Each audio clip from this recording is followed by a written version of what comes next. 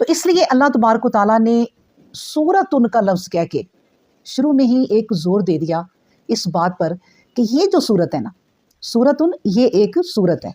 और ये सूरत कौन सी है? सारी सूरतें अल्लाह तबारक व तआला ने उतारी, सारा कुरान अल्लाह तबारक व तआला ने उतारा, लेकिन इस सूरत को एक अहमियत देने के लिए अल्लाह तबारक व तआला ने स्पेशल नाम लिया कि देखो ये एक सूरत है, इसको हमने नाज़िल किया है और इसके अंदर जो तुम पढ़ोगे वो फ़र्ज़ कर दिया गया। अब जो फ़र्ज़ कर दिया गया है, अगर फ़र्ज़ कर दी चीज़ों को छोड़ोगे तो तुम गुनाहगार हो जाओगे।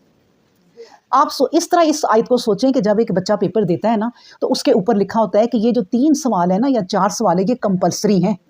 अगर तुमने इनको छोड़ दिया तो फिर तुम्हारे दूसरे सवाल भी एक्सेप्ट नहीं किए जाएंगे, उनके जवाबात भी, क्योंकि जो कंपल्सरी हैं उनको अगर तुमने छोड़ दिया तो। इसलिए ये सारी सूरतें हैं, मगर ये जो सूरत है इसमें जो अहकाम हैं, हमने इन अहकाम को तुम पर फ़र्ज़ कर दिया है।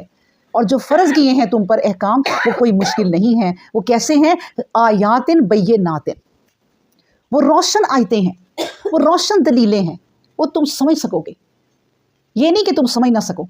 इसलिए ये चीज़ें तुम पर फ़र्ज़ की हैं। याद रखो, तुम पूरा कुरान पढ़ रहे हो, लेकिन अब इस सूरत में आ गए हो ना, इस सूरत तक, तो इस सूरत में अब जो मैं तुम्हें अहकाम देने लगा हूँ उनको अपनी ज़िंदगी पर लागू कर लेना, इसके बगैर ज़िंदगी ना गुजारना, वरना पूरा कुरान पढ़ने का कोई फ़ायदा नहीं, क्योंकि ये कंपल्सरी काम आ गया, ये लाजमी सवाल आ गए, इनको तुमने सॉल्व करना है साथ, तो तुम्हारी ज़िंदगी जो है, फिर तुम्हारी नमाजें, तुम्हारा कुरान, तुम्हारे ज़िक्र अज़कार, तुम्हारे रोज़े, तुम्हारे हज, तुम्हारी उम्रे सब फिर कबूल होंगे अगर तुम इन अहकाम को अपनी ज़िंदगी पर लागू कर लोगे।